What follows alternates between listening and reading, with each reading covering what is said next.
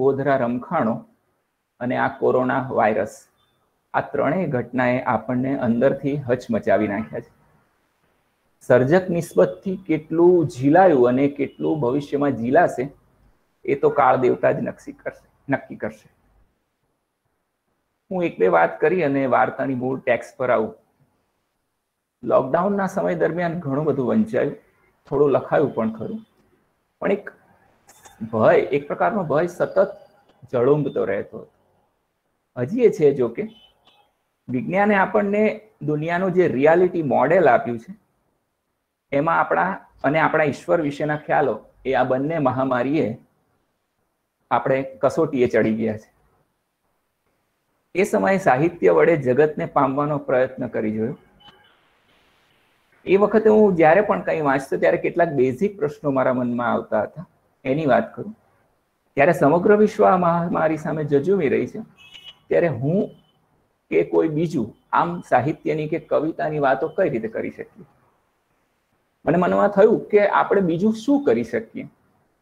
તમે જોજો કે જ્યારે આપણને કોઈ એમ કે આમ ન હોવું જોઈએ, ત્યારે સૂક્ષ્મ તો સૂક્ષ્મ અર્થમાં પણ આપણે એની તરફનું અથવા તો એનો પોઈન્ટ ઓફ વ્યૂ થોડા એની તરફ સરકતા જઈએ છીએ. એટલે આપણી પોતાની સાથે બેલેન્સ બનાવી રાખવા માટે અથવા તો આપણી પોતાની સાથે એકત્વ બનાવી રાખવા માટે સાહિત્ય પદાર્થનું નજીકથી સેવન અથવા તો ક્લોઝ રીડિંગ બહુ ઉપકારક એ વખતે બની રહ્યું મારા માટે, અને હજી પણ એવું જ છે. મિત્રો, મુરાકામી મૂળ જાપાનીઝ લેખક છે, દેખાવમાં પણ બહુ રૂપકડા છે. અમારા હસમુખભાઈ રાવલ કરીને જે અમારો મિત્ર છે વાર્તાકાર, એ તો ઘણી વાર એમ કે મુરાકામીને નોબેલ પ્રાઇઝ બહુ વહેલો મળી જવો જોઈતો હતો, હજી સુધી મળ્યો નથી. એ એક દુઃખની વાત છે. એલિફન્ટ વેનિશિસ એમના વાર્તા સંગ્રહનું નામ પણ છે, જેમાં એમણે આ વાર્તા સમાવી છે. એમની વાર્તાઓમાં સાહેબ બહુ જ સરળતાથી પ્રવેશ મળી જાય છે. તમને કોઈ અંકોડા કે કોઈ સંકેતો સાથે કામ પાર પાડવું પડે એવું પહેલી નજરે નથી લાગતું. મુરાકામી અને નિર્મલ વર્મા બંને મોટા ભાગે પ્રથમ પુરુષ એક વચનમાં વાર્તા કહે છે. મને અંગત રીતે એવું લાગે છે સર કે એનાથી તમારી વાતમાં, પ્રથમ પુરુષ એક વચનમાં વાર્તા કહેવાથી તમારી વાતમાં જાણે ઓથેન્ટિસિટી આવે છે અને તમે ભાવક તમને બહુ નજીકથી અનુભવી શકતો હોય એવું લાગે છે. પણ એ જ કથન કેન્દ્રથી હંમેશા વાર્તા કેવી એ મર્યાદા પણ ગણી શકાય. કથન કેન્દ્ર બાબતે આ મારો અંગત વિચાર છે. મુરાકામી વાર્તાના વિષય વસ્તુઓમાં જોઈએ તો મોટે ભાગે નગર જીવનમાં વ્યાપેલી શૂન્યતા, યાંત્રિક જીવન અને આપણે જેને એક્ઝિસ્ટેન્શિયલ વેક્યુમ કહીએ છીએ એની વાત માંડે છે. એ સંગીતના બહુ શોખીન છે. એમની મેન વિધાઉટ વુમન નામની વાર્તામાં સંગીતની એટલી બધી વિગતો મૂકી છે કે વાર્તામાં કશું વધારાનું ન હોવું જોઈએ એવું જો આપણે માનતા હોઈએ તો આપણો બ્રેવિટીનો અથવા તો લાઘવનો ખ્યાલ આપણને ત્યાં ધ્વસ્ત જ થતો જણાય. એટલે હું ઘણીવાર મને મનમાં થાય કે આપણે બધા બહુ જ એવું કહેતા હોઈએ છીએ કશું વધારાનું ના હોવું જોઈએ, એક શબ્દ પણ વધારાનો ના ચાલે. પણ મુરાકામીની આ વાર્તા વાંચીએ તો એમ લાગે કે આમાં તો એટલું બધું વિગત પ્રચુર વાર્તા છે, એટલા બધા સંગીતોનું ડિટેલિંગ કરેલું છે. ખેર, એ તો એમની ચોઈસની વાત છે. એમાં તો જયેશભાઈ સર કશું વધારે કહી શકે. આ એલિફન્ટ વેનિશિસ વાર્તા એ અંગ્રેજીમાં 19 પેજની વાર્તા છે સર. એમની મોટા ભાગની વાર્તાઓ અને નોવેલ્સનો અનુવાદ જે રૂબિન નામના ટ્રાન્સલેટરે કરેલો છે. એલિફન્ટ વેનિશિસ વાર્તાનું ગુજરાતી અનુવાદ વાત કરવાનો મેં પ્રયત્ન કર્યો છે, એ વાત ફરી ક્યારેક કરીશું સર. મિત્રો, સુરેશ જોશીએ ક્યાંક ફરિયાદના સૂરમાં એવું કહ્યું છે કે આપણા જીવનમાંથી અદ્ભુત અને ભયાનક રસ ધીરે ધીરે સુકાવા લાગ્યો છે અને આવી સૃષ્ટિ ખોઈ નાખવાને લીધે આપણે એક અર્થપૂર્ણ વિશ્વ ગુમાવી દીધું છે. હવે મુરાકામીની એક વાર્તામાં અવતરણ છે કે there are lot of things we never understand, no matter how many years we put on, no matter how much knowledge we accumulate. કંઈ પણ આપણે કરીએ પણ કેટલીક વસ્તુ આપણે પામી શકતા નથી સર. હવે હારુકી મુરાકામીની વાર્તા ધ એલિફન્ટ વેનિશિસ આવા જ અદ્ભુત રસ સમક્ષ આપણને મૂકી આપે છે. મુરાકામી ઝીણી ઝીણી વિગતો આપી અને આપણી સમક્ષ પરિસ્થિતિનું એક અદ્ભુત આલેખન કરે છે. વાર્તા શરૂ થાય છે કથક એટલે કે નેરેટર સવારે ઉઠી અને એક સ્થાનિક અખબારમાં રિપોર્ટ વાંચે છે કે એક ઘરડો હાથી ગાયબ થઈ ગયો છે. પછી એના ચિત્તમાં 2 વર્ષ પહેલા કઈ રીતે હાથી અને રખેવાળ અહીં આવ્યા હતા એનું ફ્લેશબેક શરૂ થાય છે. બન્યું એવું કે 1980માં ટોકિયોના પરા વિસ્તારમાં વિશાળ જમીન પર સ્કાય સ્ક્રેપર બનાવવાની લાયમાં એક ખાનગી કંપની પોતાનું જૂ વહેંચવા કાઢે છે. બધા પ્રાણીઓને કોઈક ને કોઈક વેચાતા લઈ જાય છે, પણ હાથી, એક ઘરડા હાથી અને એના રખેવાળને કોઈ લઈ જતું નથી અથવા તો કોઈ લઈ જવા તૈયાર નથી. નગરપાલિકા હાથી અને રખેવાળ બંનેને મને કમને રાખે છે. કેટલીક શરતો સાથે મેયર એ હાથીનું વિધિવત સ્વીકાર કરે છે અને હાથી એ નગરનું પ્રતીક બને છે. હાથી ઘરડો થઈ ગયો છે, અશક્ત છે. નગરપાલિકા એના જૂની શાળાના જીમમાં એને હાથી ઘર બનાવીને રાખે છે. હાથીને જાડી સાંકળો વડે લોખંડના થાંભલા વડે બાંધી રાખ્યો છે. હાથીને નગરના પ્રતીક તરીકે પ્રસ્તુત કરવામાં આવે છે. સ્કૂલમાંથી બાળકોને હાથી જોવા પ્રવાસે લઈને આવવામાં આવે છે. બાળકો હાથીનો સ્કેચ કરે છે અને કથકને તો પહેલા જ દિવસથી હાથીમાં રસ પડવા લાગે છે. એને હાથી અને રખેવાળ વચ્ચેના તાદાત્મ્ય ભરેલા છે અથવા તો આત્મીય સંબંધમાં એટલો બધો રસ પડે છે કે એ વારંવાર હાથીને જોવા ત્યાં જાય છે. હાથી જ્યારે ખાતો હોય ત્યારે એને રખેવાળ પંપાળતો હોય છે. ક્યારેક હાથી રખેવાળની પીઠ ઉપર પોતાની સૂંઢ વડે પસવારતો રહે છે. કથક એ બંનેને કલાકો સુધી જોયા કરે છે. એવું લાગે છે કે જાણે એ બંને વચ્ચે એકત્વ છે જે વર્તમાન સમયમાં માણસો વચ્ચે ખૂટે છે. કથક હાથીને લગતા તમામ સમાચાર, વિશેષતાઓ, અખબારી રિપોર્ટ બધું ભેગું કર્યા કરે છે અને એ બધું એને સંગ્રહી રાખવું ગમે છે. હાથી અને રખેવાળની વચ્ચે થતા મુક્ત સંવાદોને કથક હાથી ઘરની પાછળથી કલાકો સુધી જોયા કરે છે. કથક કિચનને લગતી હોમ એપ્લાયન્સીસનું માર્કેટિંગ ફિલ્ડમાં કામ કરે છે. એક દિવસ એ હાથી ઘરના પાછલી બાજુએથી જુએ છે તો હાથી અને રખેવાળની સાઈઝમાં રહેલું અંતર ધીરે ધીરે ઘટવા લાગે અને હાથી સંકોચાતો જાય છે. સાથે સાથે રખેવાળ પણ સંકોચાતો જાય છે. આમ બંને પોતાની મૂળભૂત સાઈઝમાંથી સંકોચાતા એટલે કે નાના થતા બિલકુલ અદ્રશ્ય થઈ જાય છે. નગરપાલિકા અને સત્તાવાળાઓને નગરવાસીઓને આ વાત કેમે કરીને ગળે ઉતરતી નથી. અખબારો એવો રિપોર્ટ કરે છે કે હાથી અને રખેવાળ ભાગી ગયા છે અને પણ સાંકળો અને હાથીને પગે લગાવેલી બેડીઓ એમની એમ જ છે. એને લગાવેલા તાળાની ચાવીઓ જેને લોકરમાં મૂકવામાં આવી હતી એ હજી ચાવીઓ એમની એમ જ પડી છે. એટલે કોઈ એને ભગાડીને લઈ જઈ શકે એ શક્ય જ નથી. વળી હાથીના ભાગી જવાના એટલે કે એના મોટા પગના નિશાન આસપાસની પોચી જમીન પર ક્યાંય મળતા નથી. એટલે નગરવાસીઓને સત્તા સ્થાને બેઠેલાઓ જંગલમાં હાથીને શોધવા માટે શિકારી અને ડિફેન્સ ફોર્સને બોલાવે છે, પરંતુ હાથી અને રખેવાળની કોઈ ભાળ મળતી નથી. અંતે હાથી અને રખેવાળના અદ્રશ્ય થવાની વાતને લોકો ભૂલી જાય છે અને સૌ પોતપોતાના વ્યસ્ત જીવનમાં ઓગળી જાય છે. આ મુરાકામી અસંતુલન અને વર્તમાન જીવનમાં વ્યાપેલી સંવેદન શૂન્યતાને આપણી સમક્ષ મૂકી આપે છે. સૌથી સુંદર વસ્તુઓ પણ નાશ પામે છે જો આસપાસના જગત સાથે એની સંવાદિતા અથવા તો સંતુલન ન હોય, એવું મુરાકામી એક વાક્યમાં કહે છે. રિપોર્ટર હાથીના અદ્રશ્ય થવાની સંભાવનાને નકારી અને એ ભાગી ગયો છે અથવા તો જતો રહ્યો છે એવા દેખાવ સાથે જ રિપોર્ટ કરે. અહીં કથકને હાથી અને રખેવાળના સંબંધમાં અને એમની આત્મીયતામાં શરૂઆતથી જ રસ હોય છે. કથક એના અંગત સંબંધમાં અથવા તો સમાજમાં બીજી કોઈ વ્યક્તિઓ સાથે આવી આત્મીયતા અનુભવી શકતો નથી. હાથીના અદ્રશ્ય થવાની ઘટનાની કથક પર ઘેરી અસર પડે છે અને એક પ્રકારનું પોતાનામાં અસંતુલન અનુભવે છે. અહીં લેખકે પ્રાણી અને માનવ વચ્ચેની કુદરતી જોડાણની સામે માણસે રચેલા સાગ્રહ જોડાણોની સહોપસ્થિતિ જક્સાપોઝિશન રચી આપ્યું છે.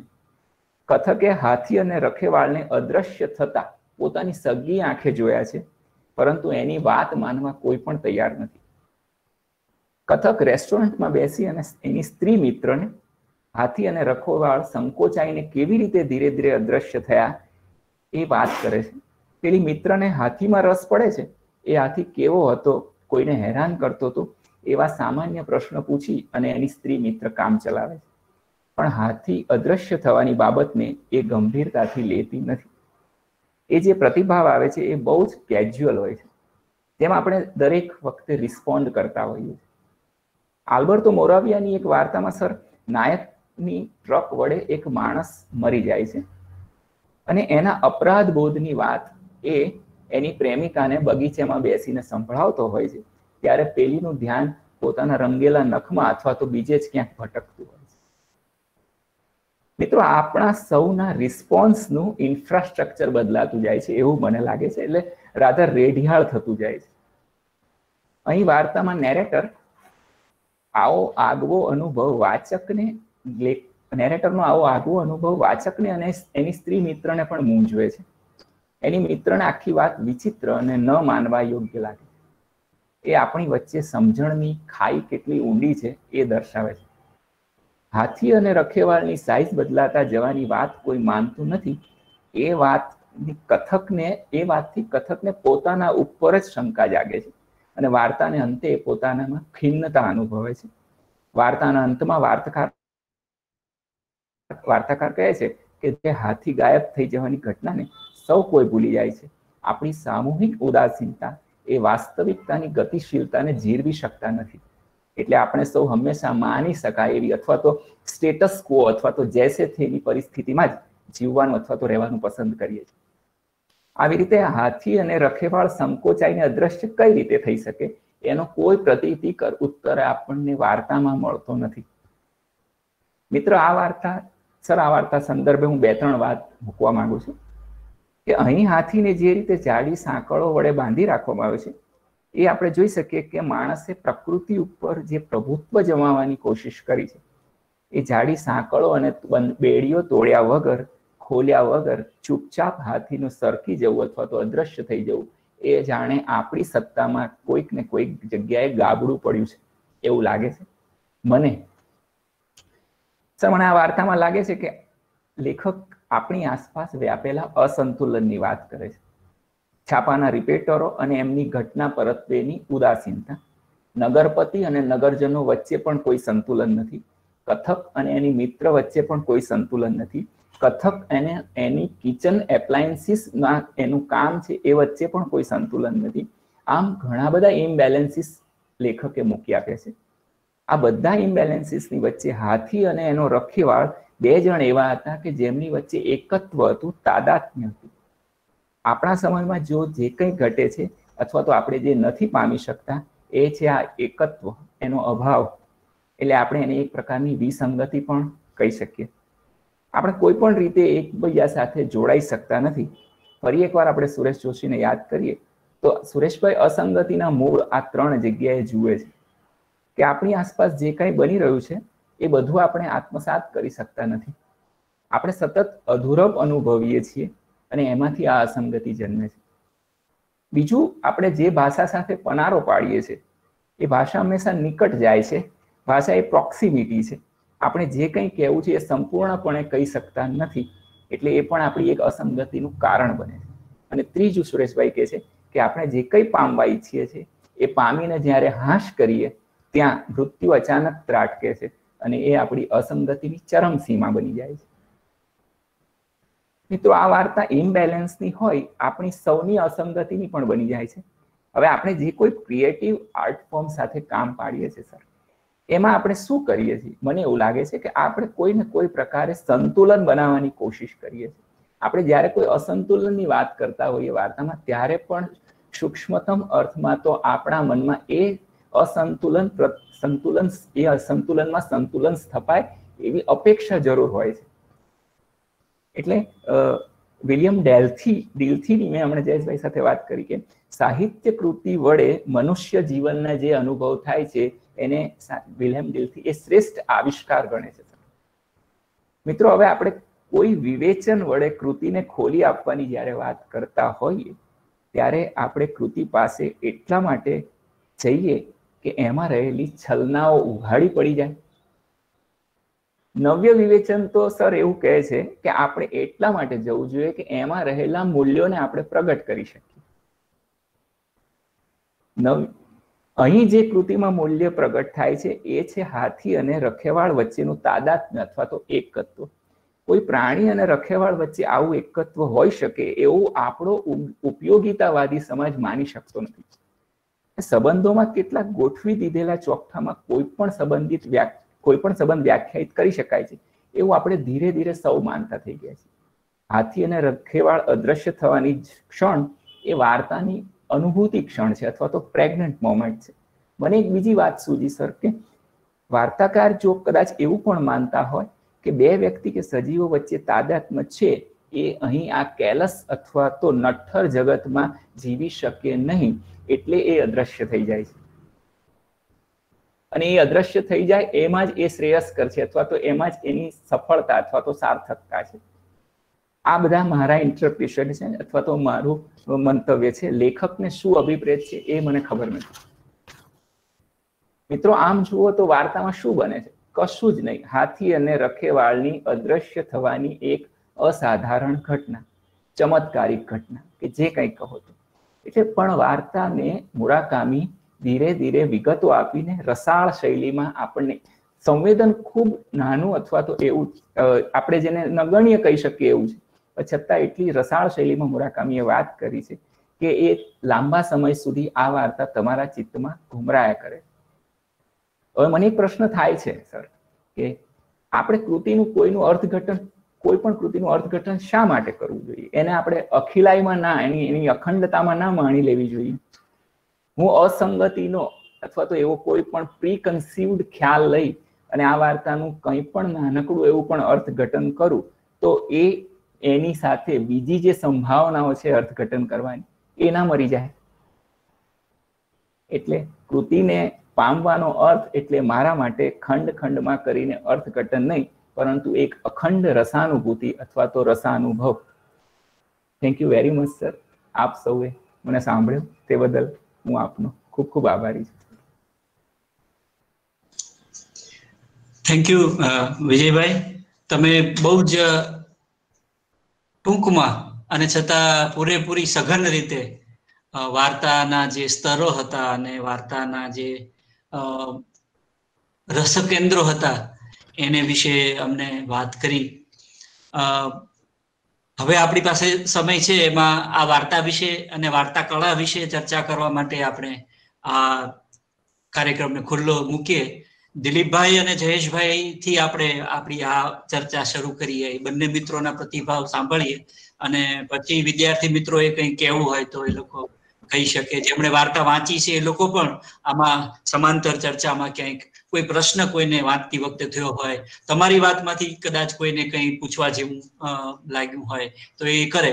પણ પહેલા આપણે આવકારીએ ડોક્ટર દિલીપ બારડને કે એ થોડી વાત કરે. જયેશભાઈ પાસે પણ આપણે થોડું સાંભળીએ, કેમ કે અમે ધારતા હતા એનાથી ઓછા સમયમાં વાર્તા વિશે વાત પૂરી કરી દીધી. વાર્તાની કુલ લંબાઈ હતી એને તમે વધારે અપેક્ષા હતી કે તું લંબાઈ એમ. વક્તાની પસંદગી છે એને આધારે. હા, ઓછા બોલા છે. પણ એનીવે જે વાત થઈ તે બહુ જ રસપ્રદ હતી. Very interesting. દિલીપભાઈ.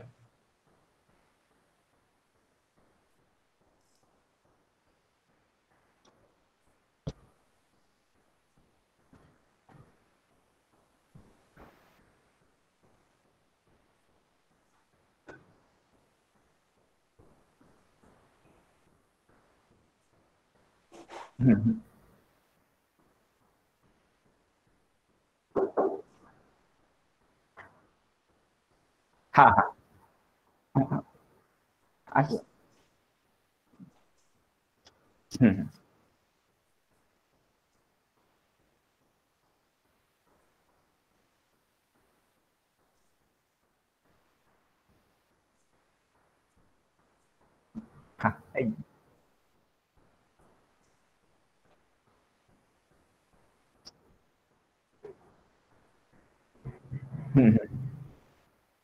હા.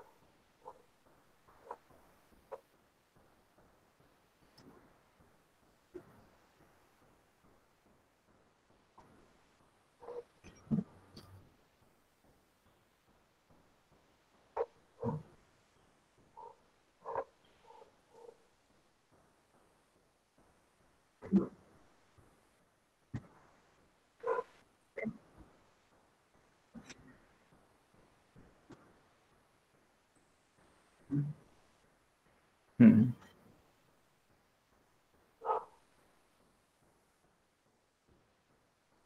हम्म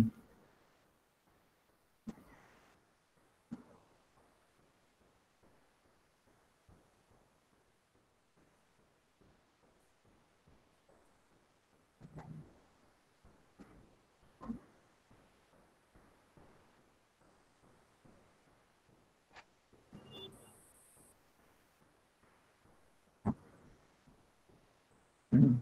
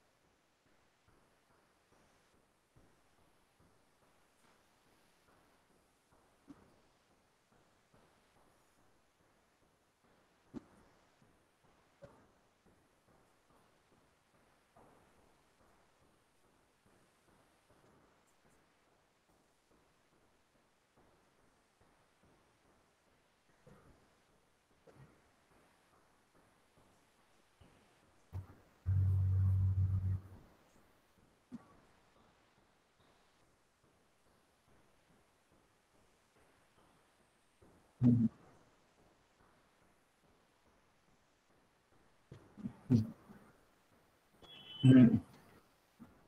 हम्म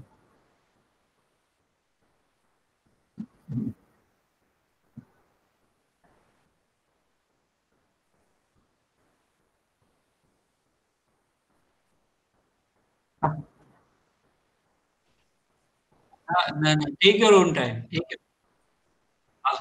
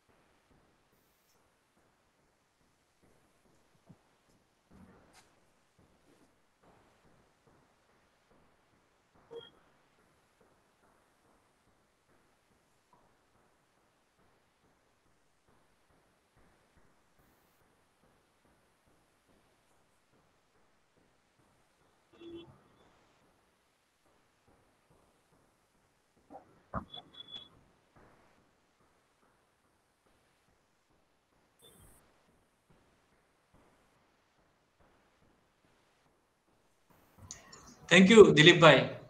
સરસ મુદ્દાઓ, નિરીક્ષણો. ફ્રોસ્ટની કવિતા વિશે પણ એક સરસ ચાલતા પ્રવાહે એક નિરીક્ષણ તમે કરી દીધું. કવિતાના અને વાર્તાના અર્થઘટનમાં જવાનું પણ એક સાહિત્યના વિદ્યાર્થીને માટે એક મોટો પડકાર હોય છે. અને જયેશભાઈ હમણાં જ અર્થઘટન શાસ્ત્ર વિશે થોડુંક વધારે ઊંડા ઉતરીને થોડુંક લઈ આવ્યા છે બધા માટે. તો જયેશભાઈને આપણે નિમંત્રણ આપીએ કે વાત કરે. ત્યાં સુધીમાં બીજા છાત્રોને કંઈ વાત કરવી હોય તો ચોક્કસ ચેટ બોક્સમાં લખી રાખજો. પછી આપણે એમાંથી જે વાતો અહીંયા સમૂહ ચર્ચામાં મૂકી શકાય એને આપણે લઈ લેશું. મિત્ર વિપુલ વ્યાસ આપણી સાથે જોડાયા છે, એમનું સ્વાગત છે. મિત્ર રામ મોરી, આપણા બીજા એક નોંધપાત્ર વાર્તા લેખક, એ પણ જોડાયા છે, એમનું પણ સ્વાગત છે. અને જયેશભાઈને આપણે નિમંત્રણ આપીએ કે આ વાર્તાના સંદર્ભમાં થોડી વાત કરે. ડોક્ટર જયેશ ભોગાયતા.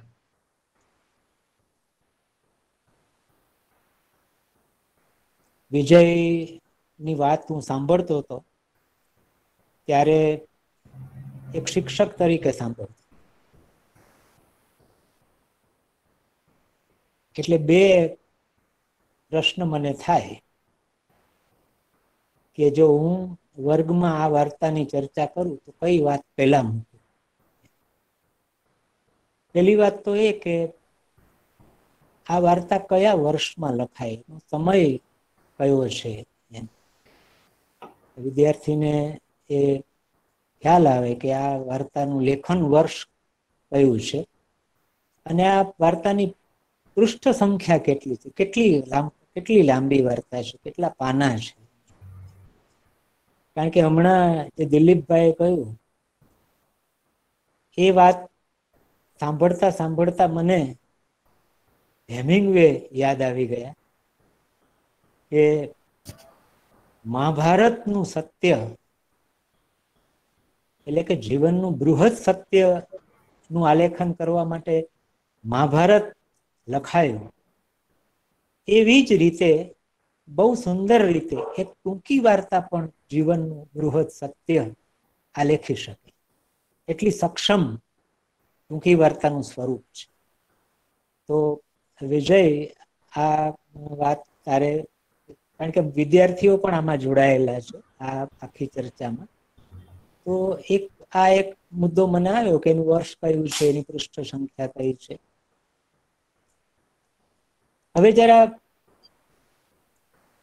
વસ્તુલક્ષી રીતે હું આખી વાતને જો જોઉં તો મને એક અનુભવ એવો થયો કે વિજયનું જે છેલ્લું વાક્ય હતું, રસાનુભવ, રસાનુભૂતિ,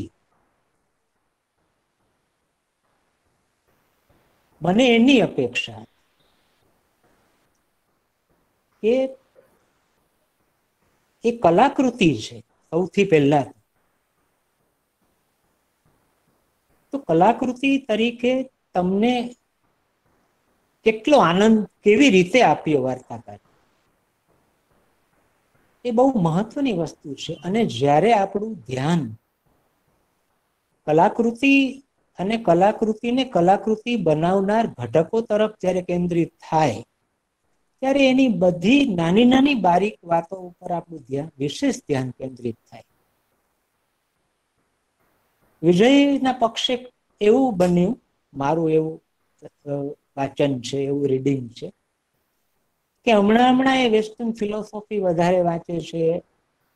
કોરોના કાળમાં માનવ જીવનના ચિંતન ઉપર વધારે ભાર આપે છે. એટલે એવું લાગ્યું કે વાર્તાના વાચન દરમિયાન એમને આ મોડર્ન ફિલોસોફીના ટૂલ્સ અર્થઘટન તરફ લઈ ગયા.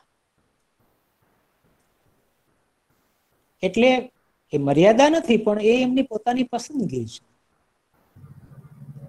એટલે આપણે જ્યારે કોઈ વાર્તાકૃતિની વાત કરીએ તો એમાં આ એક વસ્તુ બહુ મહત્વની હોય કે ભાઈ કઈ રીતે મજા આવે છે, પ્લેઝર શું છે, વોટ ઇઝ ધ પ્લેઝર ટેક્સ્ટનો. અને બીજી એક વાત કે આ વાર્તાની ચર્ચા સાંભળતા સાંભળતા મને બે વાર્તા યાદ આવી. એક આપણા મધુરાયની સરળ ને સંપા, એમાં પણ અદૃશ્ય થવાની ઘટના છે.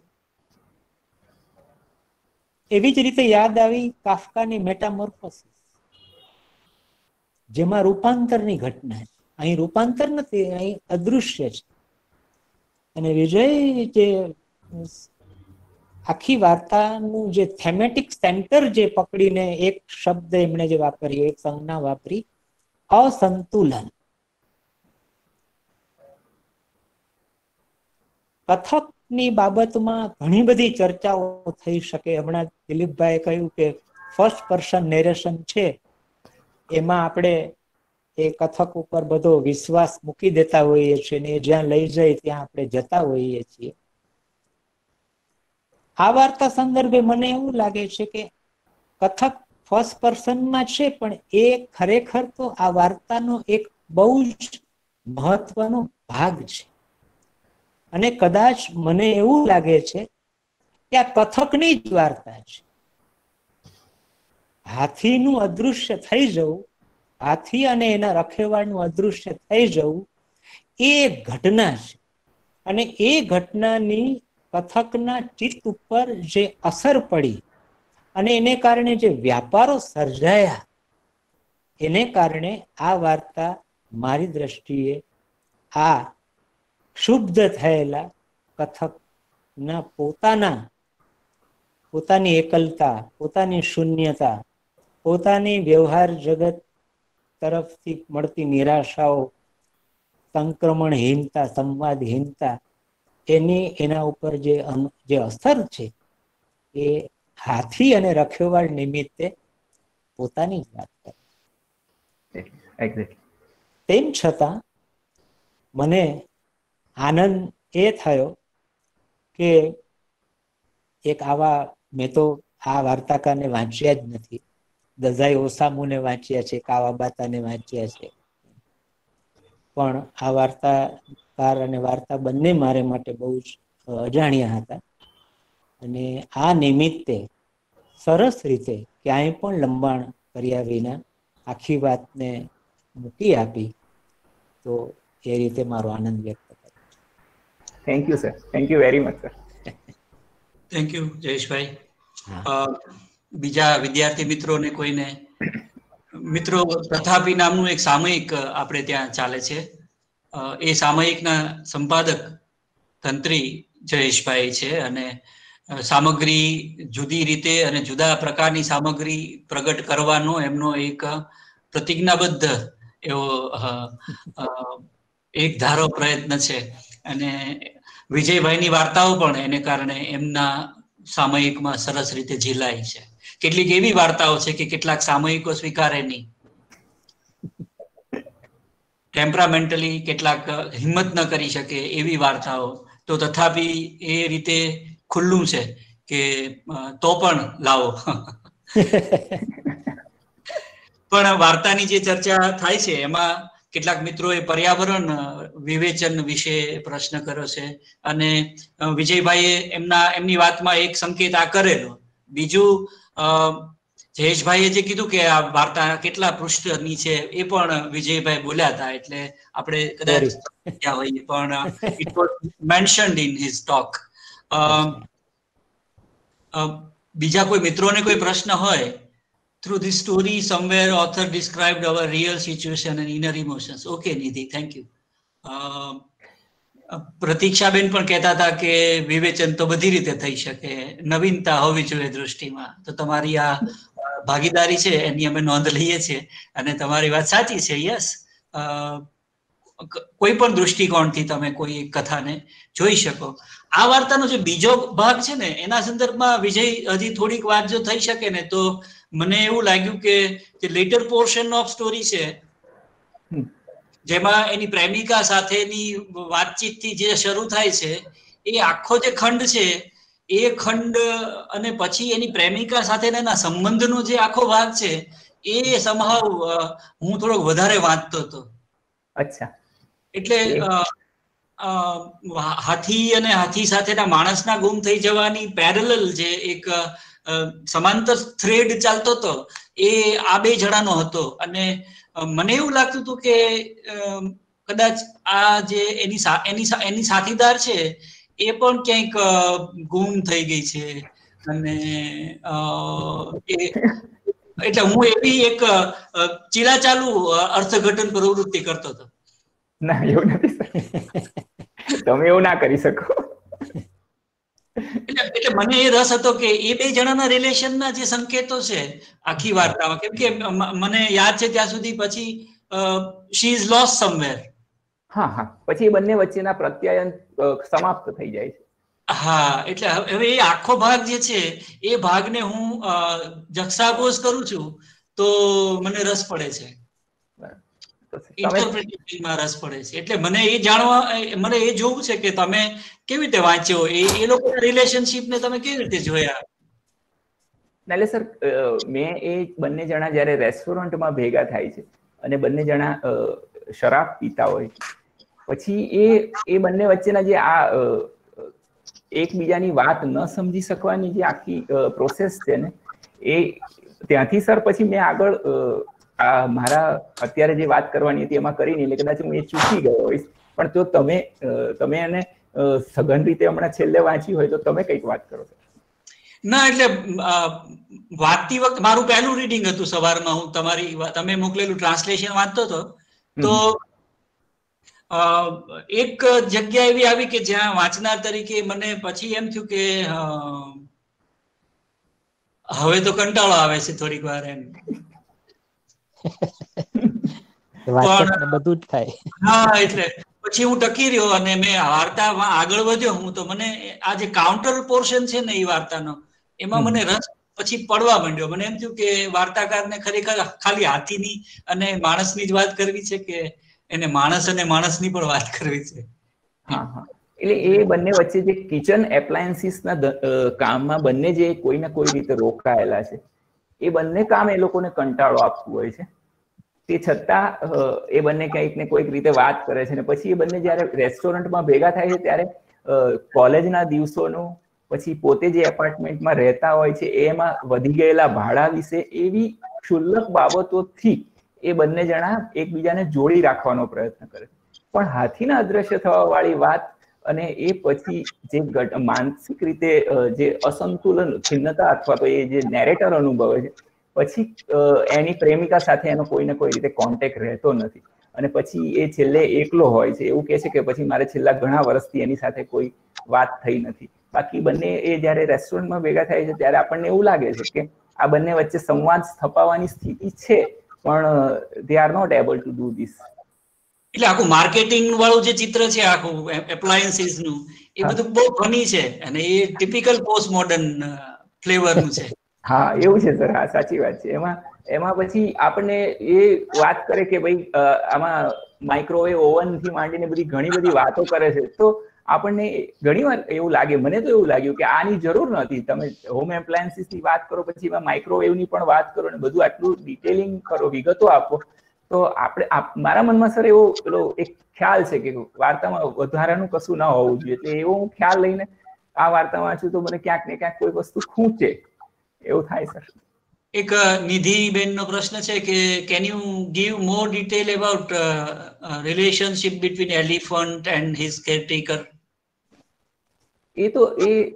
એ સર એમ છે ને, એ બહુ જ ઉઘાડી રીતે અથવા તો એ બહુ જ ખુલ્લી રીતે મુરાકામી, એટલે વાર્તાકારે ક્યાંય કીધું નથી. બંને બસ એકબીજા સાથે આવી રીતે, મેં તમને કીધું એમ, એની પીઠ પંપાળતો રહે છે અથવા તો એને એટલો પ્રેમથી ખવડાવતો હોય છે અથવા તો પેલો એનો સૂંઢથી એને પસવાતો. એ બંને કલાકો સુધી એકબીજાની સાથે જાણે વાતો કરતા હોય એ રીતે આપણને હાથી ઘરમાં જોવા મળે છે. પણ બીજી કોઈ રીતે એવી ઝીણી વિગતો મુરાકામી આપી નથી આપણને. પિંકલ એવું પૂછે છે કે કેમ હાથી જ આવ્યો આમાં, બીજા પ્રાણી નો આવ્યા? બીજા બધા પ્રાણીઓને તો લઈ ગયા હતા બીજા બધા, એટલે સાઇઝેબલ હોવું જોઈએ ને એમ. પછી અદ્રશ્ય થવા માટે હાથી વયા જાય છે એમ. અદ્રશ્ય થવા માટે હાથી બહુ સક્ષમ એમને લાગ્યો હશે. હાથી બહુ પ્રેમાળ પ્રાણી છે, લાગણીશીલ પ્રાણી છે, એમ પણ આપણે કહી શકાય. માની શકીએ. ના એટલે એના layers છે એના ઇન્ટરપ્રિટેશન માં તો જવું હોય તો એના ઘણા થઈ શકે એવા છે કે હાથીભાઈ આપણી યારે વધારે જોડાયેલા છે. જેમ પેલા હેમિંગવે કહેતા હતા ને એમ કે ભાઈ ઓલ્ડ મેન એન્ડ સી ના જે અર્થો લોકોએ કાઢ્યા છે એ તો મને ઘણા ખબર નથી એમ. બરાબર. એટલે તો અગેન્સ્ટ ઇન્ટરપ્રિટેશન નામનું પુસ્તક આવ્યું ને. હા હા હા રાઈટ સર, તમે નોંધ્યું છે આ તથા આ લેખમાં તમે. Every reading is misreading. Mansukhlal મજીઠિયાને પણ કોઈ યાદ કરે છે. બહુ સારી રીતે યાદ. હા, વિગલન વાળો જે મુદ્દો આવ્યો એમાં આપણે ત્યાં એક નાટક છે આવી રીતે ઓગળી જનારા. એ ઓગળી જનારા જ નથી પણ એ ઓગાળી દેનારા છે પોતે ને પોતે પોતાની જાતને ચૂસી લે છે અને પોતે જ વિગલિત થઈ જાય છે. એટલે એક પ્રકારનું. હા જયેશભાઈ. વિજયભાઈ નથી કેતો કારણ કે મને વિજય. ના કહેવાનું જ નહીં સર તમારે. કે તમને શું લાગે છે હાથીનું અદૃશ્ય થવું એ તમને ભાવક તરીકે શું લાગ્યું કે? એ સર મને છે ને હું તમને કહું કે આ બહુ જ ફ્રેન્કલી તમને કહું કે આ આખી ઘટનાને આવી રીતે ઇન્ટરપ્રેટ કરવાની લાયમાં છે ને હું હાથીનું અદ્રશ્ય થવું છે ને એનો જે ખરેખર રસાનુભૂતિ આપણે કહીએ એવું જાણે ચૂકી ગયો ને એવું મને આજે લાગ્યું. બહુ very frankly I M telling to you કે એટલે હું એમ કહું કે તમને આ અર્થઘટનનો જ મુદ્દો છે અથવા તો વાર્તાનો ધ્વનિ જે છે કે વાર્તા પૂરી થાય તો મને એમ થાય કે આ અદૃશ્ય થવું એટલે શું એમ. સર હું તમને એક વાત પૂછું કે આવું પ્રતીતિકર આપણને નથી લાગતું, આવી વસ્તુ આપણને શક્ય નથી એવું આપણે મનમાં ધારતા હોય તો આમાં એ મુદ્દો આપણે સર રિયાલિઝમ કહીને પછી એ મુદ્દાને આપણે થોડો પાછો લઈ લઈએ છીએ. એટલે ના એમાં એવું છે વચ્ચે અટકાવી દો બે. ના બોલો. દિલીપભાઈ જે ડિવાઇસ ની વાત કરી એમ કે સર રિયલ કે સુરરિયાલિઝમ કે સર રિયલ ડિવાઇસ છે. મને એવું લાગે કે આ એક ફેન્ટસી છે ધારો કે એ રીતે. અને બીજું કે આપણે જ્યારે વાર્તામાં પ્રવેશ કરીએ ત્યારે વાર્તા સ્વરૂપની વિભાવના કે કોઈ બીજી પ્રયોગતીઓની વિભાવના એને માનો કે બાજુએ રાખીએ અને પહેલા વાક્યથી માંડીને એનું પહેલું વાક્ય જ્યારે એમાં પ્રવેશીએ ત્યારે આંતરચેતના અનુભૂતિની દ્રષ્ટિએ તમે એને ફીલ કરો. તમારો આઈ જે છે એ આઈમાં બધું જ આવી ગયું, તમારી વિભાવના મૂલક બધી જ જે માન્યતાઓ છે એને તમે ત્યાં એનું તમે બ્રેકેટિંગ કરી નાખો અને વોટ યુ ફીલ એનું પહેલું વાક્ય એનું પછીનું વાક્ય એનું પછીનું વાક્ય એમ અનુભવતા વાર્તા પૂરી થાય ત્યારે તો what you feel what is your pleasure. George કુલે નામનો જે વિવેચક છે એની આખી એક આ થિયરી છે ક્રિટિક ઓફ કોન્શિયસનેસ. તો આંતરચેતનાની અનુભૂતિ પ્રમોદભાઈ બહુ સરસ એનો એક નિબંધનો અનુવાદ કરેલો છે, પ્રમોદ કુમાર પટેલે, વાંચવા જેવો છે, બહુ સરસ તત્વ સંદર્ભમાં છે. તો વિજય આપણે જયારે કોઈ પણ વાર્તા એ પછી આપણી હોય પશ્ચિમની હોય કોઈ પણ first you read feel as a reader you feel.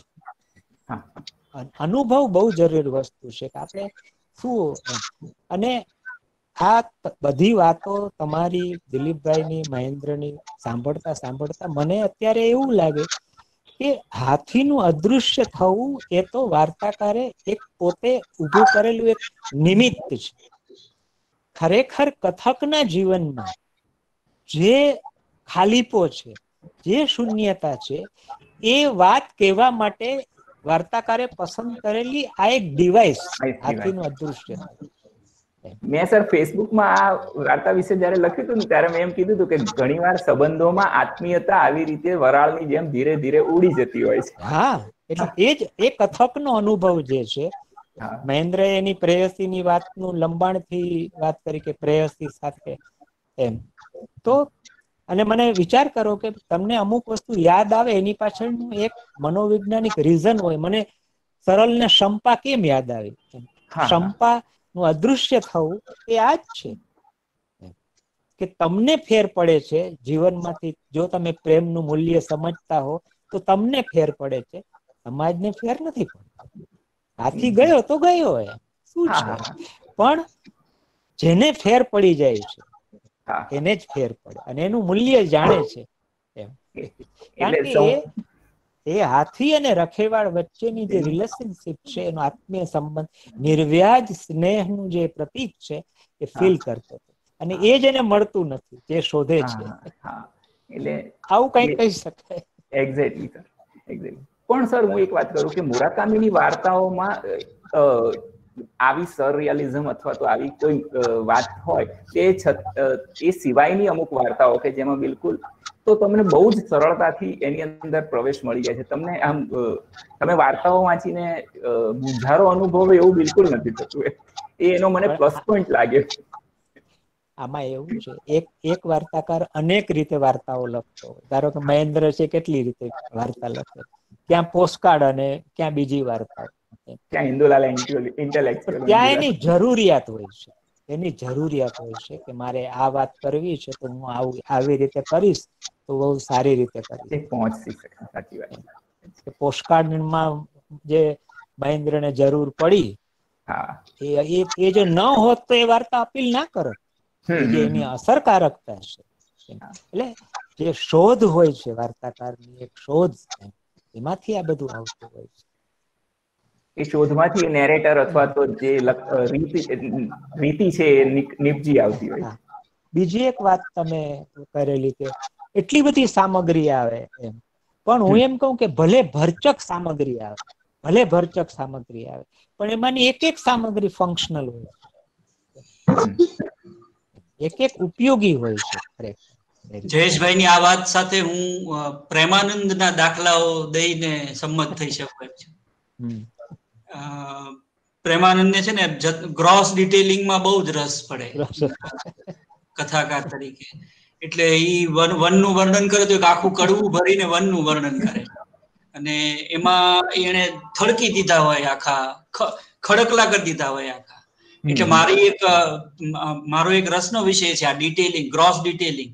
અને ક્યારે શું કરવા લોકો આટલું બધું જથ્થાબંધ ડિટેલિંગ કરવા પસંદ કરે, અને એની પાછળ કોઈ ક્રિએટિવ ઇમ્પલ્સ હશે અને એનો કોઈ એવો ઉપયોગ હશે કે નહીં, એ મારી તપાસનો વિષય છે. અને મને બહુ રસ પડે કે જયારે લોકો વધુ ડિટેલિંગ કરવા માંડે ને તો એની તપાસ કરવી જોઈએ. એટલે પ્રેમાનંદમાં એ બહુ રસપ્રદ છે. મહેન્દ્ર પ્રેમાનંદને યાદ કર્યો, મને બક્ષી યાદ આવે. બરાબર. બક્ષી પણ બધું ઢસડી લાવતા. આપણે એમ થાય કે ભાઈ હવે મટન ન ખાતો બતાવ્યો તો ચાલે, તો પણ હવે એ બતાવે છે આપણને. બીજા કોઈ વિદ્યાર્થી મિત્ર તમારે કોઈને કઈ? હા, એટલે અમે તો બહુ બોલ્યા વિદ્યાર્થી. તત્વનું ટૂંપણું કરવા માંડ્યા. પ્રેમ રસ તો તમે પાવાના છો. પણ મજા પડી આજની ચર્ચામાં, અને ઘણી બધી વાતો થઈ. ખાસ તો આ આખો જે કાર્યક્રમ શરૂ કર્યો છે એની પાછળનો જે આશય છે ને તે નરેટોલોજી સમજવાનો છે. એટલે કથા કથન કળા નું શાસ્ત્ર સમજવા માટે આ એક સિરીઝ પણ સમાંતરે ચાલી રહી છે. એટલે આમાંથી કેટલા બધા મુદ્દાઓ નીકળ્યા છે આજની ચર્ચામાંથી. હા, તો છોકરાઓ એની નોંધ કરતા હશે તો એમને ખ્યાલ આવશે કે એમને જે ભણવાના વિષયો છે એ ભણવાના વિષયો પાસે ગયા વગર કેવી રીતે ભણી શકાય. અને ભણવાનું અને નહીં ભણનારને ભણાવનાર એવા નહીં, પણ કોઈ ત્રીજા જ એક નોન એકેડેમિશિયન જે સાહિત્યના શાસ્ત્ર સાથે બિલકુલ સીધી રીતે જોડાયેલા નથી એવા એક મિત્ર આના વિશે વાત કરે એટલે આપણને એમાં થોડો વધારે રસ પડે. એટલે એ બધું છે એ કેવળ અધ્યાપકીય બનતું રહી જાય. અને યસ વિપુલ, તમે કંઈક કહેવા માંગો છો? વિપુલ વ્યાસ આપણા એક બીજા મજાના વાર્તાકાર. કેમ છો મહેન્દ્રભાઈ, જયેશભાઈ, મજા. વિપુલ, વિજયભાઈ, સૌ બોલો, મિત્રોને બોલો. તારો હું ચહેરો just, બતાવો. બસ હું પરસીપ કરીને આવ્યો હતો. કેમ છો? અને હું જોડાયો ત્યારે એકચ્યુઅલી વિજયભાઈની જે વાર્તા વંચાઈ ગઈ હતી, પણ મારે જે કોમ્પ્લિમેન્ટ્સ આપવા છે એ ઇન ટોટલ મહેન્દ્રભાઈને આપવા છે કે જે વાર્તાનું ભણાવવું કેવી રીતે હોઈ શકે એમ, તો આનાથી બીજી કોઈ રીતે ના હોઈ શકે. આગળના એપિસોડમાં શક્તિસિંહ કહેતા હતા કે વાર્તા એટલે શરૂઆતમાં આપણે વાંચીએ ત્યારે એનો પ્લોટ અથવા કથાનક એવી રીતે આપણે એમાંથી પસાર થતા હોઈએ, પણ વાર્તા એટલે પ્લોટ નથી, વાર્તા એટલે શૈલી નથી, વાર્તા એટલે તમારી જે મનમાં ધારેલી બધી વાતો છે એને ઉપર તળે કરી નાખે એવું કશુંક છે સ્વરૂપ. એ વાતની વાત આવી સરસ રીતે થઈ શકે એ મહેન્દ્રભાઈને અને આ ડિપાર્ટમેન્ટને અને એમાં જોડાયેલા બધા મિત્રોને મારે એના માટે ખાસ કોમ્પ્લિમેન્ટ્સ આપવા છે. અને એક વાર્તાકાર તરીકે હું મારો આનંદ એટલે એટલો બધો મને આનંદ થાય છે કે વાર્તાની વાત આવી સરસ રીતે થાય અને આવી સરસ રીતે જો ભણવા મળતું હોય તો એ બહુ મોટી વાત છે. અને વિજયભાઈ, તમે પણ આ વાર્તા, જેમ જયેશભાઈએ કીધું કે એમને પણ પરિચય નહોતો આ વાર્તાકારનો કે આ વાર્તાનો, તો એ રીતે વિજયભાઈએ પણ સારું કર્યું કે સરસ વાર્તા લઈને આવ્યા. ને હું વાંચીશ પછી થોડીક વધારે મને વાત કરવાની મજા આવશે. પણ ડિપાર્ટમેન્ટને, મહેન્દ્રભાઈને એમને ખાસ મારે કોમ્પ્લિમેન્ટ્સ આપવા છે અને મારો બહુ જ બધો આનંદ વાર્તાના પ્રેમી તરીકે. Thank you. થેન્ક યુ વિપુલભાઈ. દરમિયાન બે સવાલ આવ્યા છે, બે રસપડ એવા છે, વાર્તાકાર મિત્રોને તરત સ્પર્શે એવા છે. એમાંનો એક સવાલ એવો છે કે જ્યારે પોતાની સંવેદનાઓ પોતે વ્યક્ત કરે એના કરતા બીજા દ્વારા કહેવામાં આવે તો વધારે અસરકારક નીવડે. આ એક સવાલ છે. બીજો સવાલ છે કે શું હાથી કેન્દ્રમાં છે તો એના દ્વારા કોઈ સંવાદ આપ્યો હોત તો શું આ કરતા અલગ હોત? સાચી વાત છે. હા, તો આ બે ક્રિએટિવ પર્સપેક્ટિવની રીતે વિચારીએ તો લેખકોને પૂછી શકાય એવા પ્રશ્નો છે. હા, કે તમે ફર્સ્ટ પર્સનમાં પસંદ કરો છો લખવાનું, પણ થર્ડ પર્સનમાં કરો તો તમે વધારે તટસ્થ ના થઈ શકો. લાઈક તો એ પસંદગીનો પ્રશ્ન હતો, પોઈન્ટ ઓફ વ્યૂ પસંદ કરવાનો પ્રશ્ન હતો. અને બીજો પ્રશ્ન એ હતો કે આમાં એક સ્પેસ જોઈ છે એક સાંભળનારે કે હાથી કાંઈક બોલતો હોય તો મજા આવે એમ. એ પણ લેખકની પસંદગી. એટલે ફેન્ટસીમાં જવું છે તો તમારે હાથીને સાંભળવો છે એમ. પણ ઓલ ટુગેધર આખી વાર્તા આમાં હાથી જ બોલ્યો છે. હાથીને જે થયું એ હાથી બોલે. પણ આપણા તંત્રના વિશે પણ જે માર્મિક કહેવાય એવા ખબર ન પડે એવા જે સપાટાઓ છે એ પણ બહુ ફની અને બહુ ટ્રેજિક છે. કે સિસ્ટમ આપણી છે એ સિસ્ટમ કેવી સિફતથી જોણું બનાવી દે છે કહેવાય નહીં, પણ આપણે હમણાં જે ચાલી રહી છે ઇવેન્ટની સાથે પણ આને જોડી શકીએ એમ છીએ. સર છે ને, હાથીને જ્યારે નગરપતિ અથવા તો મેયર સ્વીકારે છે ત્યારે જે ભવ્ય સમારંભ કરે છે અને એ પણ તમે જુઓ તો તમને એટલું બધું ફની લાગે. અને હાથી એટલો બધો અશક્ત હોય છે તો એ ક્યારે પણ કોલોપ્સ થઈને મરી જાય એવી પરિસ્થિતિ છે, છતાં એને બહુ ભવ્ય રંગારંગ કાર્યક્રમમાં એને સ્વીકારવામાં આવે છે. એટલે આ એક આખા પ્રકારનો તમાશો અથવા તો ગિમિક જે ઊભું કરવામાં આવ્યું એના ઉપર પણ વાર્તાકાર વાત કરે છે. એટલે એનો ટોન જે હોય ને, નેરેટરનો ટોન જે, એટલે બહુ રમતિયાળ શૈલીમાં અમુક વાત કરે છે વાર્તાકાર. એટલે એ બાજુ આપણે જઈએ ને તો બધી વસ્તુનો ખ્યાલ આવે. ચલો, મને એમ લાગે છે કે આજે આપણે બહુ સરસ 1 કલાક સાથે વિતાવ્યું. બહુ જ રસપ્રદ કહેવાય એવા સાહિત્ય વિચારો અને સાહિત્ય પદાર્થ સાથે આપણને બધાને જોડી રાખવાનું કામ ગૂગલ મીટ નામની એક સંપદાએ કરી દીધું. આવતા શનિવારે મિનળ દવે ભરૂચથી જોડાવાના છે અને એ એક આફ્રિકન વાર્તા હર 3 days એના 3 દિવસ એવી એક વાર્તા છે સેમ્બેન ઉસ્માન નામના લેખકની. તો એના વિશે એ વાત કરવાના છે. તો દુનિયાની દેશાવરની કથાઓ આવે તો ભલે ને શનિવારે આવે, આપણને રસ.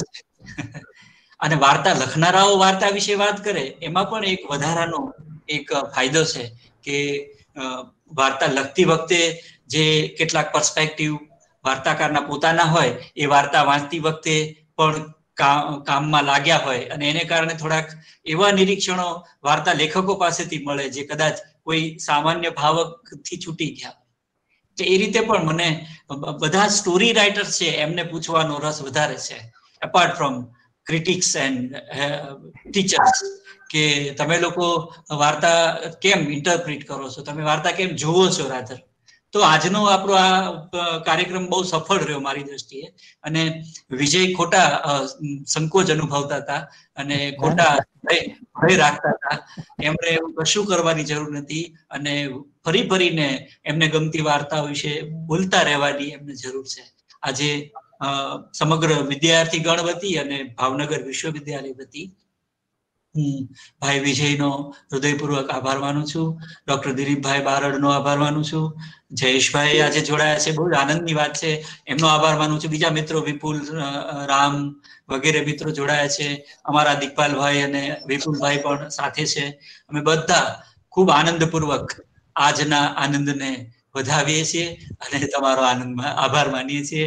આવતા શનિવારે ફરીથી પાછા નવી એક વાર્તા સાથે આપણે. Thank you very much sir. Jayeshbhai, Mahendrasinh, આવજો બધા મિત્રો. Thank you very much. આપ સૌનો આભાર. Thank you very much sir. મળીએ. નમસ્કાર સર.